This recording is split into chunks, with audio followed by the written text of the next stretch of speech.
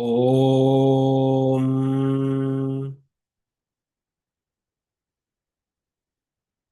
श्रीललिता Sahasranama Stotram. Om सिन्दूरारुणविग्रहां त्रिनयनां माणिक्यमौलिस्फुरत् तारानायकशेखरां स्मितमुखीमापीनवक्षोरुहाम् पाणिभ्यामलिपूर्णरत्नचषकम् रक्तोत्पलं बिभ्रतीम् सौम्यां रत्नघटस्थरक्तचरणां ध्यायेत्परामम्बिकाम्.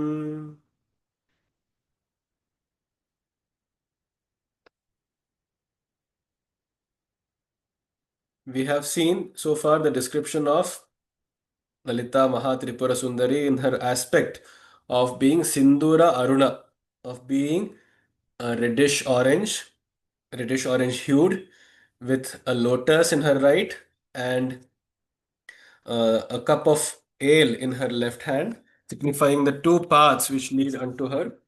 And finally, all material desires and ambitions get fulfilled, and mm, uh, everybody can reach Lalita Mahatripura Sundari for both bhukti and mukti, for both material pursuits of material fulfillment as well as that of spiritual.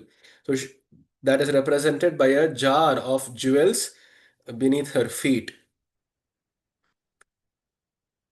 We have seen the first two shlokas yesterday.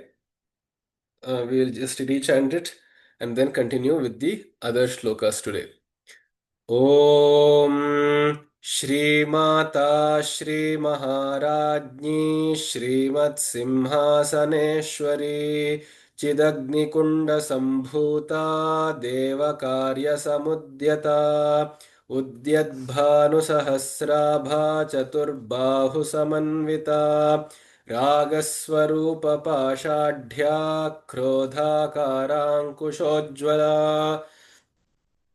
मनोरूपेक्षुकोदण्डा पञ्चतन्मात्रसायका निजारुणप्रभा पूरमज्जद्ब्रह्माण्डमण्डला मनोरूपेक्षुकोदण्डा पञ्चतन्मात्रसायका निजारुणप्रभा पूरमज्जद्ब्रह्माण्डमण्डला मनो रूपेक्षु कोदण्डा पञ्च तन्मात्र Sayaka निजारुण Prabha पूर मज्जद ब्रह्मांड Mandla. Please break the word down because it's a very large samastapada. Break it down as was mentioned so that practicing with with these split words will gradually enable more efficiency and accuracy. Mano rupekshu kodanda pancha tanmatra sayaka निजारुण Prabha पूर मज्जद ब्रह्मांड Mandla मनोरूपेक्षुकोदंडा पंचतन्मात्र Sayaka निजारुण Prabha पूर मज्जद ब्रह्मांड मंडला चंपकाशोक पुन्नाग सौगंधिक लसत्कचा कुरुविन्दमणिश्रेणी कनत्कोटीरमण्डिता चम्पकाशोकपुन्नागसौगन्धिकलसत्कचा कुरुविन्दमणिश्रेणी कनत्कोटीरमण्डिता चम्पकाशोकपुन्नागसौगन्धिकलसत्कचा कुरुविन्दमणिश्रेणी कनत्कोटीरमण्डिता चम्पकाशोकपुन्नागसौगन्धिकलसत्कचा कुरुविन्दमणिश्रेणी कनत्कोटीरमण्डिता अष्टमी चन्द्रविभ्राजत् दलिकस्थलशोभिता मुखचन्द्रकलङ्काभमृगनाभिविशेषका अष्टमी चन्द्रविभ्राजदलिकस्थलशोभिता मुखचन्द्रकलङ्काभमृगनाभिविशेषका अष्टमी चन्द्रविभ्राजदलिकस्थलशोभिता मुखचन्द्रकलङ्काभमृगनाभिविशेषका वदनस्मरमाङ्गल्यगृहतोरणचिल्लिका वक्त्रलक्ष्मीपरिवाहचलन् मीनाभलोचना वदनस्मरमाङ्गल्यगृहतोरणचिल्लिका वक्त्रलक्ष्मीपरिवाहचलन् मीनाभलोचना वदनस्मरमाङ्गल्यगृहतोरणचिल्लिका वक्त्रलक्ष्मीपरिवाहचलन् मीनाभलोचना वदनस्मरमाङ्गल्यगृहतोरणचिल्लिका वक्त्रलक्ष्मीपरिवाहचलन् मीनाभलोचना वदनस्मरमाङ्गल्यगृहतोरणचिल्लिका वक्त्रलक्ष्मीपरिवाहचलन् मीनाभलोचना नवचम्पकपुष्पाभनासादण्डविराजिता ताराकान्तितिरस्कारि नासाभरणभासुरा नवचम्पकपुष्पाभनासादण्डविराजिता ताराकान्तितिरस्कारि नासाभरणभासुरा नवचम्पकपुष्पाभनासादण्डविराजिता ताराकान्तितिरस्कारि नासाभरणभासुरा नवचम्पकपुष्पाभनासादण्डविराजिता ताराकान्तितिरस्कारि नासाभरणभासुरा कदम्बमञ्जरी क्लृप्तकर्णपूरमनोहरा ताटङ्कयुगली भूततपनोडुपमण्डला कदम्बमञ्जरी क्लृप्तकर्णपूरमनोहरा ताटङ्कयुगली भूततपनोडुपमण्डला कदम्बमञ्जरी क्लृप्तकर्णपूरमनोहरा ताटङ्कयुगली भूततपनोडुपमण्डला कदम्बमञ्जरी क्लृप्तकर्णपूरमनोहरा ताटङ्कयुगली भूततपनोडुपमण्डला पद्मरागशिलादर्शपरिभाविकपोलभूः नवविद्रुमबिम्बश्रीन्यक्कारि रदनच्छदा पद्मरागशिलादर्शपरिभाविकपोलभूः नवविद्रुमबिम्बश्रीन्यक्कारि रदनच्छदा पद्मरागशिलादर्शपरिभाविकपोलभूः नवविद्रुमबिम्बश्रीन्यक्कारि रदनच्छदा पद्मरागशिला दर्शपरिभाविकपोलभूः नवविद्रुमबिम्बश्रीन्यक्कारि रदनच्छदा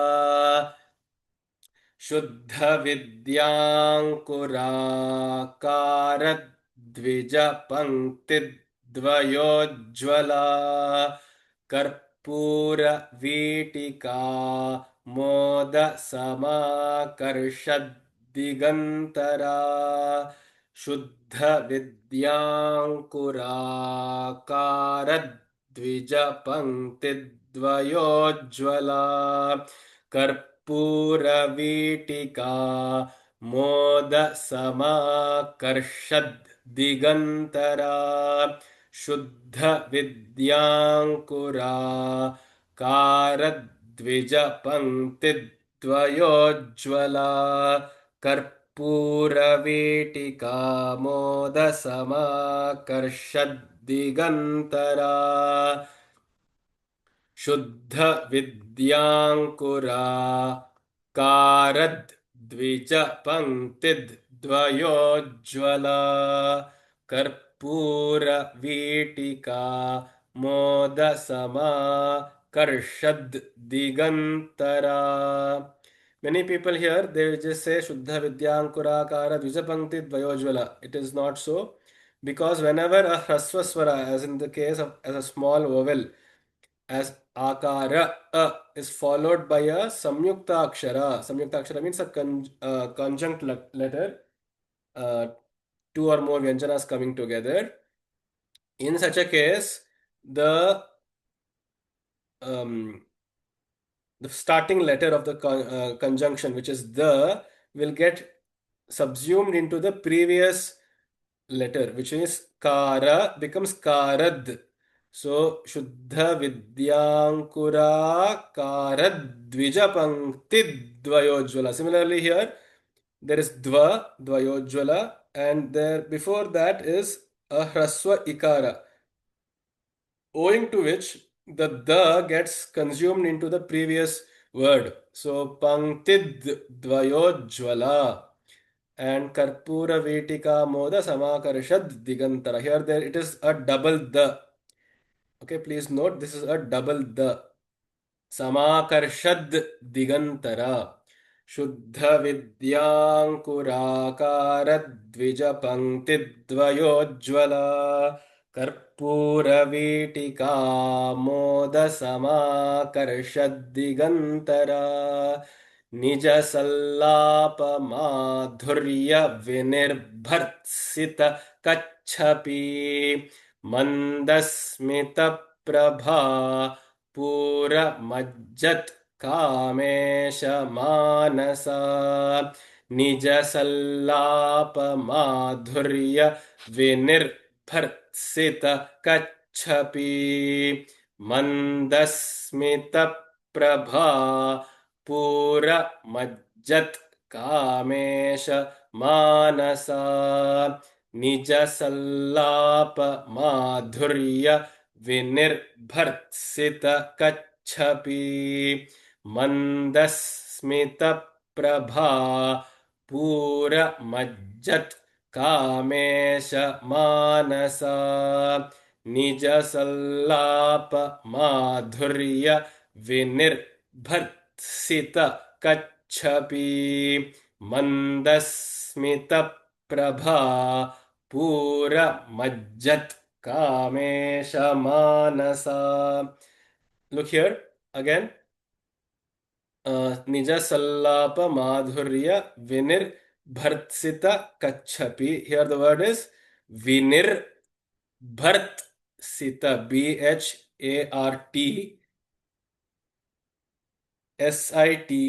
Bhart Sita. Bhartsita. Bhartsita. No, it's not Bharat. It is Bhartsita. Bhart. Bhartsita.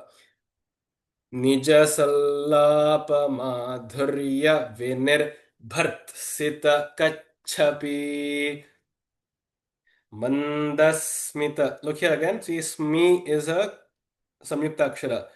Hence, the preceding swara, which is a, manda, becomes mandas. Mandasmita. And again, ta and pra. Pra has a conjunct letter. So the pa goes to the previous swara, which becomes smita prabha pura majjat kamesha manasa निज सल्लाप माधुर्य विनिर्भर्त सित कच्छपि मंदस्मित प्रभा पूरमज्जत कामेश मानसा अनाकलित सादृश्य चुबुक श्री विराजिता कामेश बद्ध मांगल्य सूत्र शोभित कंधरा अनाकलित सादृश्य चुबुक श्री विराजिता कामेश बद्ध मांगल्य सूत्र शोभित कंधरा अनाकलित सादृश्य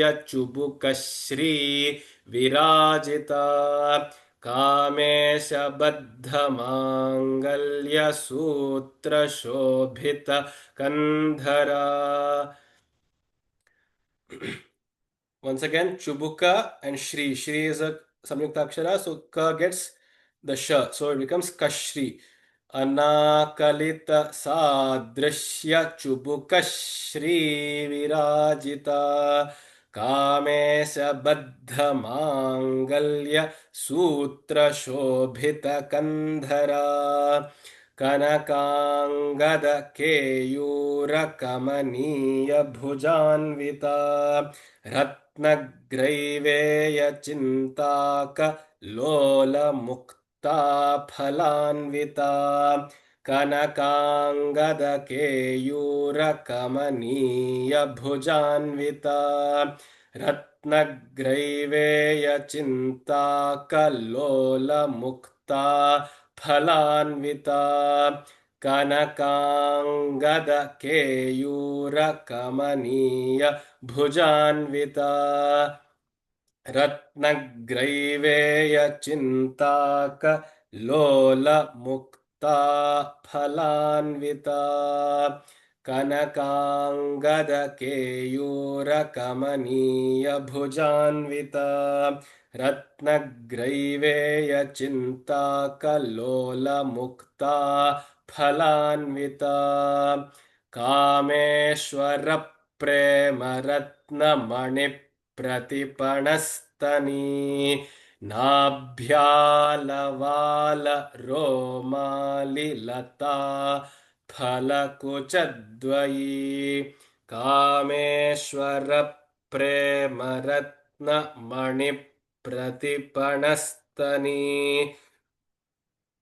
नाभ्याल वाल रोमालि लता फलकुचद्वयी कामेश्वर प्रेम रत्नमणि प्रतिपणस्तनी नाभ्याल वाल रोमालि लता फलकुचद्वयी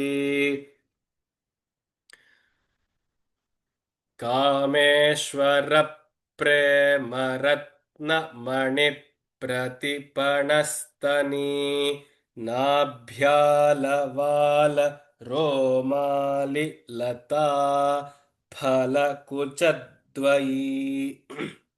Again, dva, therefore, kuchadvayi. Similarly here, pratipanastani, mani pratipanastani, kameshwara premaratna mani pratipanastani, nabhyalavala romali lata phala kuchadvayi. Kameshwar प्रेम रत्न मणि प्रतिपणस्तनी नाभ्यालवाल रोमालि लता फलकुचद्वयी लक्ष्य रोमलता धारतासमुन्नेय मध्यमा स्तनभारदलन् मध्यपट्टबन्धवलित्रया लक्ष्यरोमलता धारतासमुन्ने यमध्यमा स्तनभारदलन् मध्यपट्टबन्धवलित्रया लक्ष्यरोमलता धारतासमुन्नेय मध्यमा स्तनभारदलन् मध्यपट्टबन्धवलित्रया लक्ष्यरोमलता धारतासमुन्नेय मध्यमा स्तनभारदलन् मध्यपट्टबन्धवलित्रया. Let's start from the beginning, from the top. श्रीमाता श्रीमहाराज्ञी श्रीमत्सिंहासनेश्वरी चिदग्निकुण्डसम्भूता देवकार्यसमुद्यता उद्यद्भानुसहस्राभा चतुर्बाहुसमन्विता रागस्वरूपपाषाढ्या क्रोधाकाराङ्कुशोज्ज्वला मनोरूपेक्षुकोदण्डा पञ्चतन्मात्रसायका निजारुणप्रभा पूरमज्जद्ब्रह्माण्डमण्डला चम्पकाशोकपुन्नाग सौगन्धिकलसत्कचा कुरुविन्दमणिश्रेणी कनत् कोटीरमण्डिता अष्टमी चन्द्रविभ्राजदलिकस्थलशोभिता मुखचन्द्रकलङ्काभमृगनाभिविशेषका वदनस्मरमाङ्गल्यगृहतो रणचिल्लिका वक्त्रलक्ष्मीपरिवाहचलन् मीनाभलोचना नवचम्पकपुष्पाभनासादण्डविराजिता ताराकान्तितिरस्कारिनासाभरणभासुरा कदम्बमञ्जरी क्लिप्तकर्णपूरमनोहरा ताटङ्कयुगलीभूततपनोडुपमण्डला पद्मरागशिलादर्शपरिभाविकपोलभूः नवविद्रुमबिम्बश्रीन्यक्कारिरदनच्छदा शुद्धविद्याङ्कुराकारद्विजपङ्क्तिद्वयोज्ज्वला कर्पूरवीटिका मोदसमाकर्षद्दिगन्तरा निजसल्लापमाधुर्यविनिर्भर्त्सितकच्छपी मन्दस्मितप्रभा पूरमज्जत्कामेशमानसा अनाकलितसादृश्यचुबुकश्रीविराजिता कामेशबद्धमाङ्गल्यसूत्रशोभितकन्धरा कनकाङ्गदकेयूरकमनीयभुजान्विता रत्नग्रैवेयचिन्ताकलोलमुक्ता फलान्विता कामेश्वरप्रेमरत्नमणिप्रतिपणस्तनी नाभ्यालवालरोमालिलता फलकुचद्वयी लक्ष्यरोमलता धारतासमुन्नेय मध्यमा स्तनभारदलन् मध्यपट्टबन्धवलित्रया. So 1 to 15 we have covered so far. Let's briefly talk about the meanings. The first shloka has been explained yesterday, wherein we saw that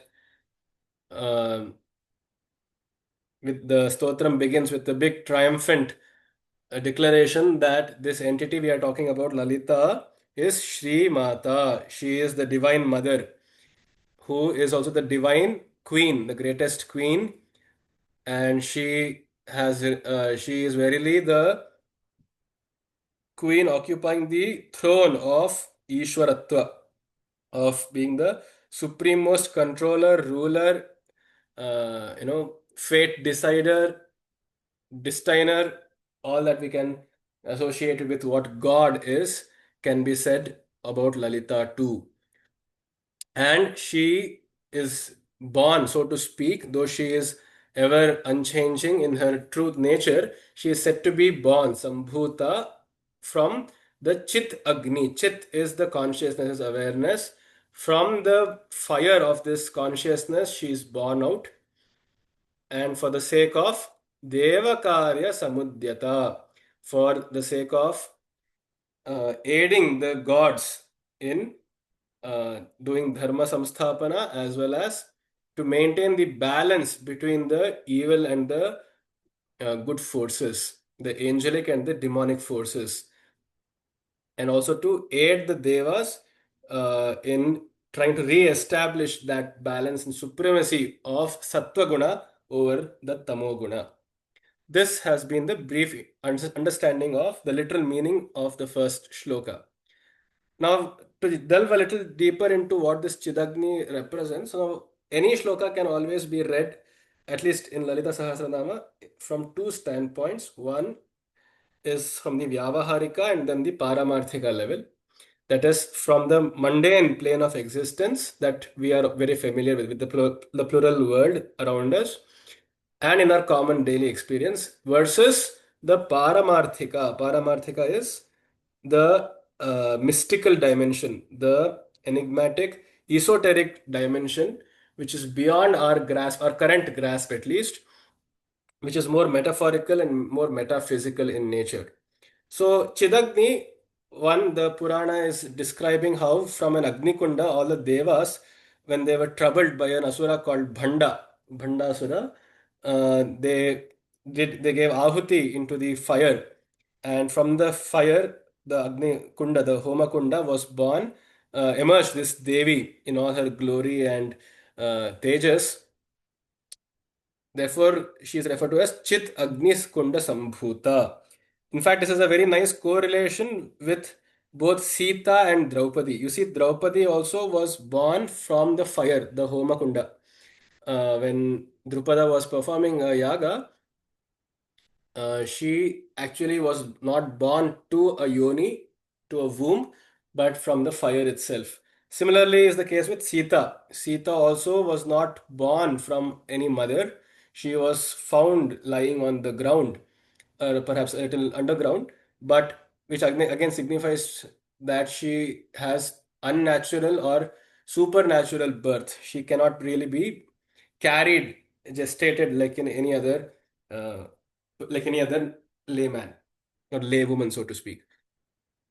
So she is born from supernatural sources, because one thing is maybe perhaps she considers humans far lesser capable of gestating her true tattva.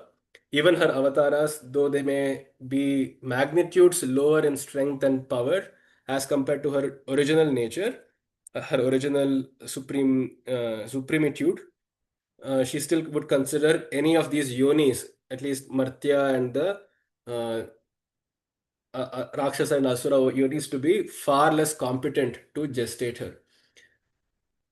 So Chidagni Kunda Sambhuta. The other metaphorical meaning is, if we were to think of ourselves as in the Sharira, inside our Sharira, there is the fire of awareness which is blazing forth. Why fire? Because fire is what gives us energy, is it not? In a normal setting, we understand fire. People said fire was the greatest turning point in human civilization, because with that we understood how to create our own energy instead of relying on external circumstances.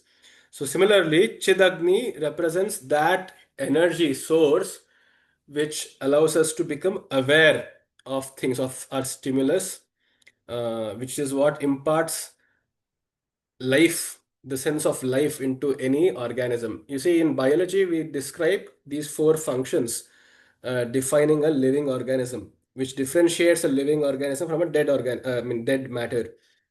One is first, primarily, is consciousness. It's its response to stimulus. Second is reproduction. Third is growth. Fourth, I may be missing, is that it should consider certain, it should have certain boundaries, as in, uh, you say this cytoplasm and this cell membrane and so on and so forth. So there should be a cell structure. Secondly, it must be capable of duplication, of reproduction.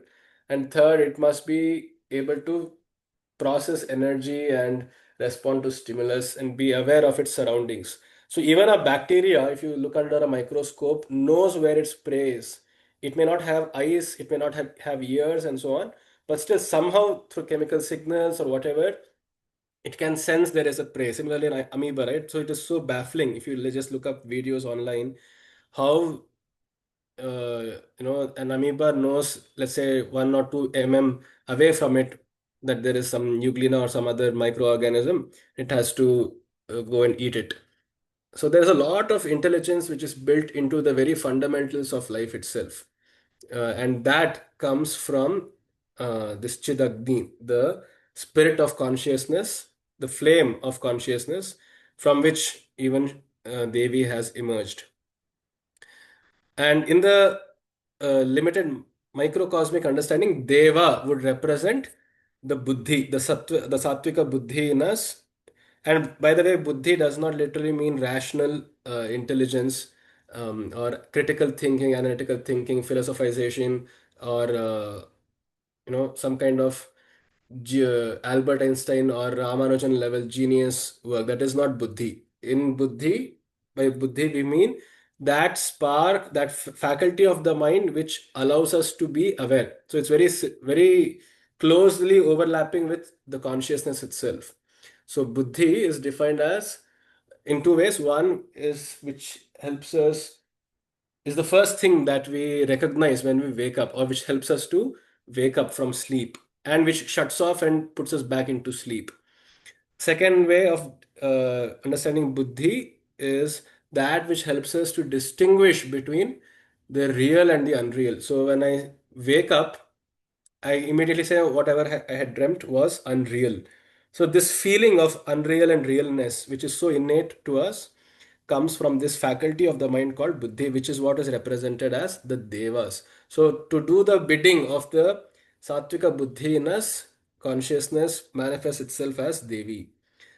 Then Udyad Bhanu Sahasrabha, just as the rising, how great is her effulgence? It is said to be Udyat Bhanu Sahasra. Sahasra is 1,000. Bha is her splendor, is her effulgence, her light is as powerful and as magnificent as 1,000 rising suns.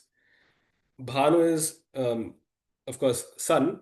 Udyat Bhanu, like the rising suns, that reddish orange sun.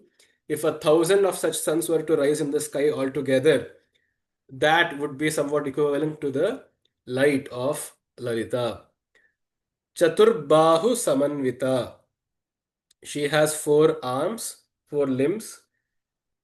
Raga Swarupa Pashadhya. And in her, one of the arms, she is holding a pasha, a noose, which is of the form of, which signifies raga, which signifies attachment, which signifies attraction. Once again, raga is a punned word, because in Sanskritam, raga also means a color. It also means red color also specifically.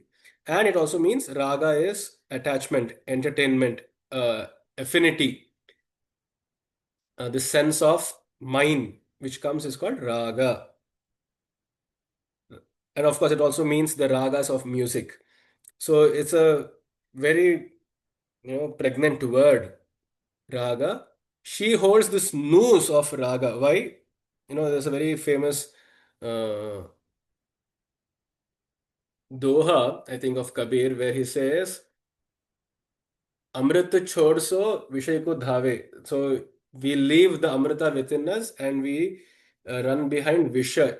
And that is again a pun, a word play, because Vishaya, if it is shortened, it becomes Visha. So Amrit, we leave nectar and we go behind poison, which are these senses, the stimulus around us. So Urati Fasa Fasane. So this Vishaya itself becomes a pasha. It becomes the noose around us, like when a person goes to commit suicide. Voluntarily, we fall into this trap of the Vishayas. So she is the one controlling this noose, ever ready to bind us and take us towards death through raga, through attachment. And by raga, implicitly, there is also the case of dvesha, right? Because once the desire is fulfilled, it becomes raga, and when it is not fulfilled, it turns into dvesha. Raga and dvesha. So raga swarupa pashadhya krodhakarang kushojjvala. And when a person doesn't get his desire, his or her desires fulfilled, naturally, either that person becomes depressed if his energies are low, or if his energies are high, he'll become angry, he or she. So it's the same energy, but in different modes. So when this raga is not fulfilled, then comes krodha. So krodha kara ankusha ujjvala. So in the other hand, to control us, or to in fact stimulate us, she holds this goad, the weapon used for controlling elephants, ankusha, which signifies or provokes us to get angry, krodha. Raga Swarupa Pashadhya, while it binds us, while Raga attachment binds us, Krodha will provoke us. And she holds both these weapons in her two hands. Mano Rupekshu Kodanda Pancha Tanmatra Sayaka. And in the other hand, she is holding a Kodanda, a bow made of Ikshu. Ikshu is sugarcane. And what does it signify? It signifies Mano, Manas. The Manas, which is the Indriya of receiving all stimulus. So there are four parts to our actual mind. One is the manas, chitta, buddhi, and ahankara. We have seen that buddhi is that faculty which helps us become aware and consider things as real or unreal and such. That is buddhi. Whereas the organ or the faculty of the brain, so to speak, which is responsible for accepting all stimulus into itself as the receptacle of all the indriyas, is called the manas. So she controls that too in one of her other hands, which is made of ikshu. Why ikshu? Because the manas is by in itself very sweet. It is ikshu. So you just need to churn it out. You just need to squeeze it out to make the juices more evident. So that is the manas. And Pancha Tanmatra Sayaka. And she holds five arrows, Sayaka, made of Pancha Tanmatra. Tanmatra are the five elements. What are those? Prithvi, Apas, Vayu, Agni, Akasha. These are the five uh, primordial elements which represent the different states of matter. For example, Prithvi is solid, Apas, water is liquid or fluid. Then Vayu is gaseous. Agni is plasma, that is superheated states. And then Akasha, when matter no longer gets so dispersed, it becomes just Akasha itself. It just becomes space itself. So all these five elements are controlled by her. In the other hand, which is represented by the five arrows she holds. Then Nija Aruna Prabha Pura Majjad Brahmanda Mandala. So, what is happening here is the entire Brahmanda Mandala, the entire cycles of creation, all the different, you could think of, just as we have a solar system, right, where there are planets and stars in orbit, There are entire Brahmandas themselves, there are entire universes in orbit around her, Brahmanda Mandala. And what is happening is because of her cosmic form, Nija Aruna, because of her reddish hued energy, uh, Prabha, because of that light, Pura Majjat, it is completely drowning these entire orbits of universes and galaxies all together in that radiant reddish hue light. Nijaruna Prabha Pura Majjad Brahmanda Mandala. Once again, this so you see one or two or three lines represent her descriptive form, her uh, anthropocentric form, and anthropocentric worship it facilitates. Whereas some other lines of the shloka will describe her in a more cosmic physical form, and some others will still yet describe her in a more metaphysical and more philosophical form. So these are different levels of understanding of the same tattva manifesting at different levels only. So Nijaruna Prabhapura Majjad Brahmanda Mandala. Now I don't want to make any tall claims, but it just struck to my mind that it is quite poetically correlational that there is something called in physics as the cosmic microwave background, which is a very this entire background noise, so to speak, is just light which has been dispersed ever since the beginning of the universe, so supposedly through Big Bang, which has permeated all of this, at least current universe. And again, this is again, I'm not making any tall claims. I'm not saying this is exactly that, but it is very interesting to note that the radiation, which is called the cosmic microwave background radiation, is a it comes to the right side of the red color in the visible spectrum. So when you plot out all the different frequencies of light, to the right side, or you can say to a lower frequency than the red color, comes all of these microwaves. So it just struck me, and I wanted to bring this out. It's very, kind of stimulating to make this connection between mm, she drenching the entire universes themselves in this reddish hue, and there being a cosmic microwave background, which is kind of red color.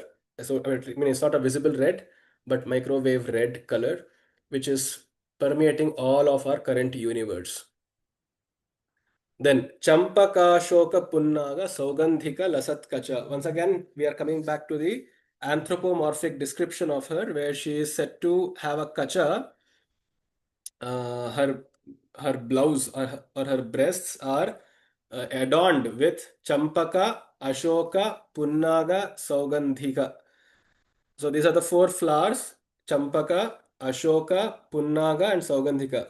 These are the four different flowers. I'll just send these pictures, or maybe others can also share those pictures of these specific flowers on the group later on. And they are just adorned on her chest as flower garlands.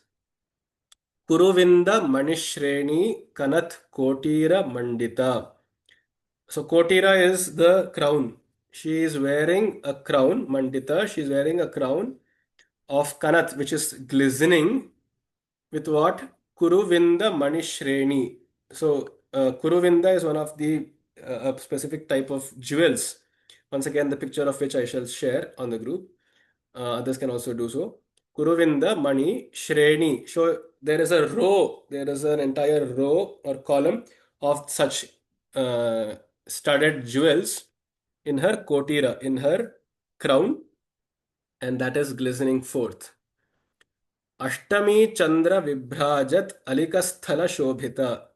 Along with the crown, the bejeweled crown, there is also the Ashtami Chandra, the Chandra, the crescent moon, which is in between in between the Purnima and the new moon, which is exactly at the middle, at the eighth day, which is when it is almost half. Ashtami Chandra Vibhrajat, and which is why it is also important to do Devi sadhanas on the Ashtami Tithis. It's quite blessed, they say. Ashtami Chandra Vibhrajat Alika Sthala Shobh. Alika is uh, the separation between the two hairs. I mean, the women, at least in India, they have this uh, where they keep the sindura on the top of their head, where the mats separate. So that sthala is called as Alika Sthala. There she is wearing this shining, cool, and resplendent half crescent moon.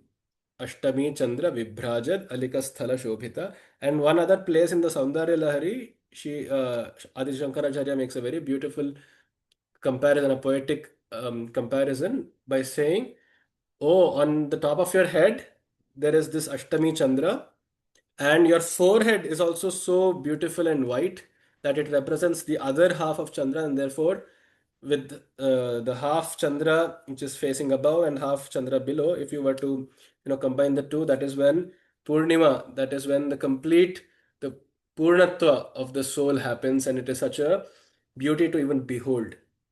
This is how the poetic beauty of that verse goes. Mukhachandra Kalankabha Mriganabhi Visheshaka. So her Mukha Chandra, the face, which is again equally as resplendent and as lovely as the Chandra, as cool and serene as the Chandra, as the moon, Kalankabha Mriganabhi Visheshaka. So just as the Kalanka on the moon, there, so you see, if you look at the moon very closely nowadays, so we don't even look at the sky for most of our time. So in fact, we look at the sky of our phones. We have all these very beautiful wallpapers on our phones. So we have hardly ever looked at the original sky. There in the moon, we have the Chandra, which is decked with certain impurities, so to speak, Kalanka. Those black spots, those craters on the moon are said to be Chandra Kalanka. Abha Mriganabhi Visheshaka. So just as there are some spots on the moon, just as those spots somehow represent a Shasha, as a rabbit, which is why the name Shashi is associated with Chandra, because it holds a certain rabbit or rabbit-like figure on itself. So that is why the name Chandra Kalankabha Mriga Nabhi Visheshaka. So just as those spots on the moon add somehow more beauty, though it is a spot, though it is a blemish on the moon. Similarly, on your face, O mother, there are certain spots, not acne or pimple, but there are certain aberrations on the face, natural aberrations, which add Visheshaka, which add more and more uh, qualified beauty to the entire face, and thus making it verily equivalent of the other Chandra which is missing from the Ashtami Chandra. Vadanasmara Mangalya Grihatorana Chillika. Her smara, Vadanasmara Mangalya Grihatorana Chillika. Her smara means her smile. Vadana is the mouth. The smile of her mouth, which is adorned by the teeth, is as though there is the Mangalya Griha Torana Chillika. Just as there is an auspicious occasion in a certain house, and at the entrance of the house are decorated the Torana, the mango leaves, and then there are certain drawings. Then there is the Rangoli, there are certain projections at the door.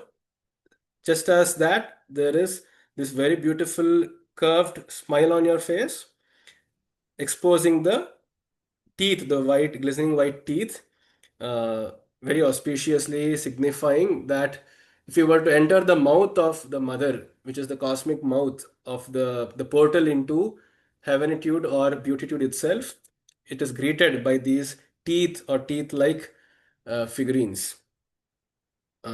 Very auspicious and very ecstatically beautiful. Vadanasmara Mangalya Grihatorana Chillika Vaktra Lakshmi Parivaha Chalan Meenabha Lochana. Now her Lochana are being described. Her eyes are being described, which are like Meenabha. Parivaha Chalan Meenabha. It is just as the fish. The eyes are moving like a fish, I mean, the shape of the eyes are like the fish, which are chalan, which are moving. How? Vaktra Lakshmi Parivaha. Just as the Vaktra, which is the face of Lakshmi. Now, here Lakshmi is again used to depict metaphorically the beauty, the source of all creation and of all beauty, the Rajoguna. The Vaktra Lakshmi Parivaha. Now, surrounding the face of Lakshmi are moving these fish, Chalan Meena. And what is this comparison being talked about? So, for example, there is uh, a very famous poetic belief that in the night, the Lakshmi comes and sits on the lotus, and while it is morning, she closes the petals of the lotus and just goes inside the water from where the lotus has emerged. And so when she goes underwater during the morning, when there is sunlight, and she sits inside the lotus, these meenas, these fishes, come and surround such lotus where she is sitting, and they try to peck at her and, just out of curiosity, look what is happening there inside this lotus, and try to draw some beauty and some glamour out of that very special lotus. That is an elaborate comparison which is being talked about here. So, where her eyes are like those curious little cute fishes which are moving about the face of Lakshmi. And all in all, what it represents is Lalita's eyes. Lalita's eyes are exquisitely beautiful, like the Meenas, and their eyes are always constantly in motion. Uh, this is also to alluding to a fact that uh, when her eyes are gazing at a certain person, the beauty in her eyes gets transferred a little amount into that object, which is why sometimes it is said that when she gazes at Shiva, even Shiva himself cannot resist her gaze. The power of her eyes, the beauty in her eyes, is that powerful that it can even disturb the tapasya of Shiva. And this comes because of the fishes getting the power of beauty and attraction, drawing it from Lakshmi when she sits inside the lotus. Such an elaborate metaphor. Navachampaka Pushpabha Nasadanda Virajita. Her Nasadanda, now her nose is like a danda. It is like the stem of the nose is being beauty when it's being adorned by Navachampaka Pushpabha, by nine different Champaka Pushpa. Uh, Nine different champa flowers are being adorned like the flowers arranged on a bamboo tree. So if you remember a bamboo, it doesn't have produced any flowers itself. But if you were to stick nine such flowers into the bamboo, that would be somehow similar to her description of the nose with the ring around it, containing nine different champaka pushpas. Nasadanda Virajita, Tara Kanti Tiraskari Nasabharana Bhasura. Tara Kanti, Tara are the stars. Tara Kanti Tiraskari.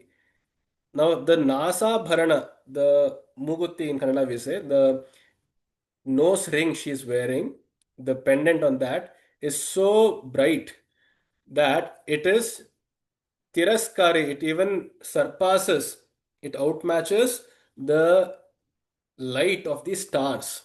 So those different studded jewels and diamonds on her nose ring are surpassing the beauty and light of even the stars.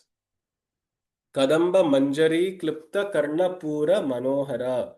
I think this is a good point to stop here because the seven shlokas we have explained. Mm. So all in all, what has been described so far in a nutshell is First, her main tattva of being the Ishwari, of being God, of secondly being in her motherly aspect as Sri Mata, and third is how she is related to consciousness within us. Fourth is uh, her anthropomorphic form with four hands, holding the noose, the ankusha, the gourd. Then she has the pushpa, I mean the ikshu bana, the ikshu kodanda with the bow of the manas, the sugarcane, and then the five arrows, followed by her entire figurine of adorning herself with all these flowers, gems, the moon, then her face itself being equivalent to the moon, the smile, and finally the eyes and the nose. So far, we have seen this as the description of her face.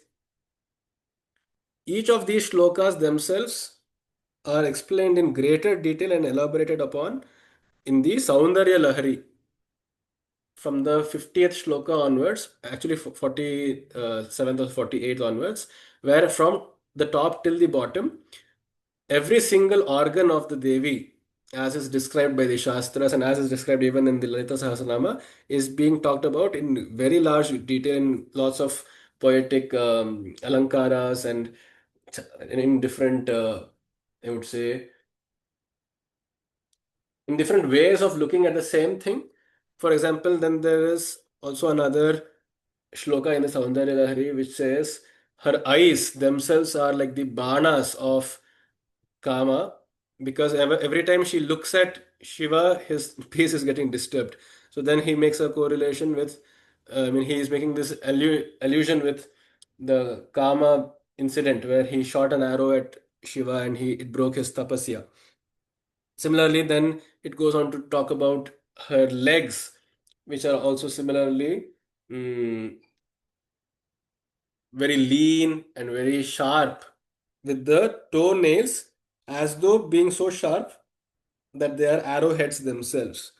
So, all of such poetic descriptions are available in Saundarya Lahari too. People say the source of all of that partially is the Lalita Sahasranama itself. Whereas the first 49 or 41 verses are talking about her tattva, more esoteric tattvas of Kundalini, the chakras, and such. The latter portion of the 100 shlokas, which is basically like 59 of them, are talking about her actual form. What is the point of visualizing this form? Like we have discussed yesterday, one thing is uh, any meditation, as is described by Patanjali in his Yoga Sutras too, is bringing the mind to rest on a particular object. Now, what the choice of that particular object is what defines what philosophy we like or what bent of mind we have. If we were to choose an object, let's say of science, let's say I'm doing a particular, I'm pursuing a PhD and my topic of interest is, let's say, pollution. Okay, so then if I give myself completely to that particular topic, that is in a way a meditation in itself. I may not be sitting in the laboratory for all the while, but if all my thoughts are 24/7, or at least in the waking hours, geared towards that direction, if they're flowing always in that direction, that is one example of a dhyana. Similarly, rather, I would say dharana. Some other person, for a romantic person, it may be in the object of the beloved, right? So maybe just imagine a young, let's say, a boy of, let's say, 15 years or some 16 years. He may have fallen in love with another person. And so all the while, at least temporarily, all his thoughts would be how to meet with that person, talk to him or her, and then plan out stuff and such. That is also another example of dharana. And to an extreme example, there is also the case of workaholism, where a person is so dedicated to the work that it will consume his entire life. Another example would be perhaps morally.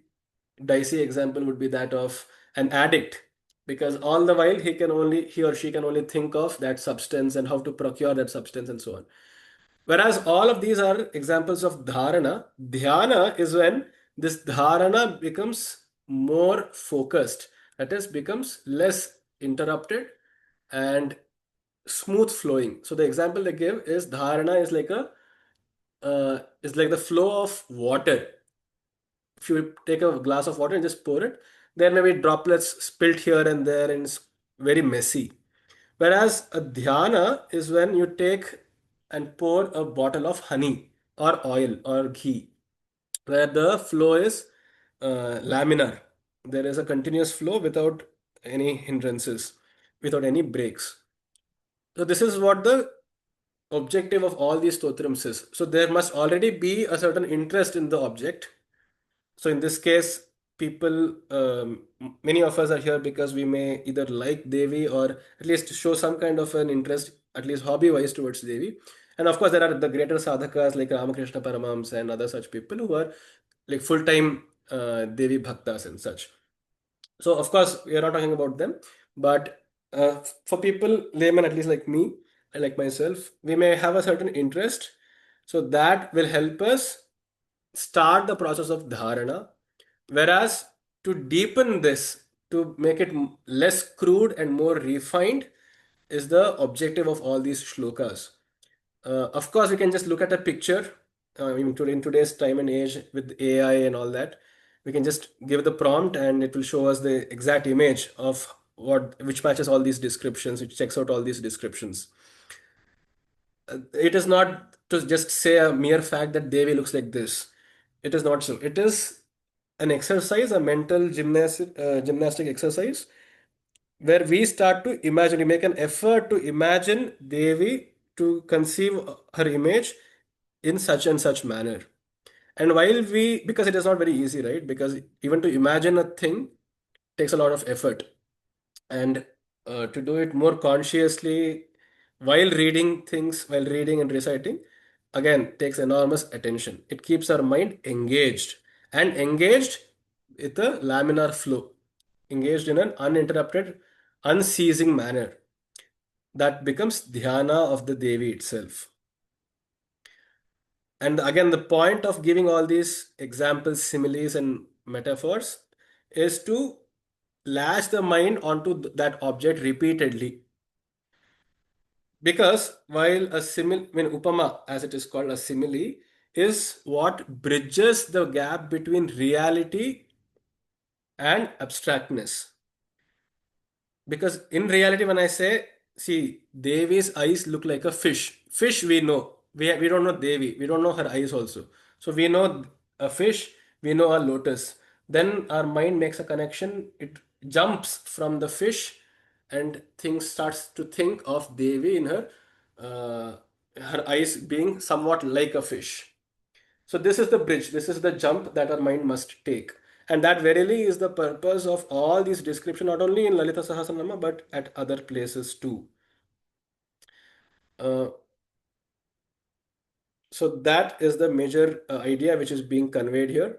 And the details of these we shall look in the days to come, how her chest looks, how her arms look, and then her body, then the even as into such detail that even the belt around her sari is being described, Valitraya, and how her knees are, where her feet is, etc. Of course, so the first 30 or 40 shlokas are all about her actual image, the anthropomorphic image, following which will be a very short story, a short war scene, which is being captured in this stotram, where she is fighting an asura called as Bhanda and his entire Senya. More than the fight itself, it is more beautiful, the actual use of such words, as we have seen yesterday in a very short reading. And after killing Bhandasura, we are again back to describing her in her most subtle and abstract aspect as being uh, Maya itself, as being Bhavani, as being Bhakti Priya, Bhakti Gamya, Sharada, Shambhavi, and so on. Nirlepa, Nirmala, Nitya, and all these. All right, so this is a good point to stop and ask for any questions.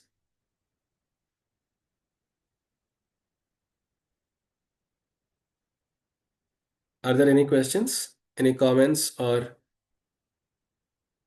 inputs?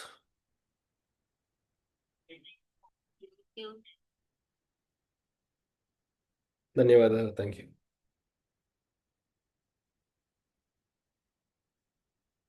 Please do speak up in case you have any suggestions. Dhanyawad.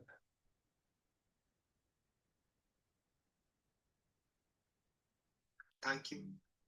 Thank you. Dhanyawad. Thank you. Thank you. Dhanyawad. Astu, let's then wrap our class up. We will be meeting tomorrow at the same time, 7 o'clock. Dhanyawad.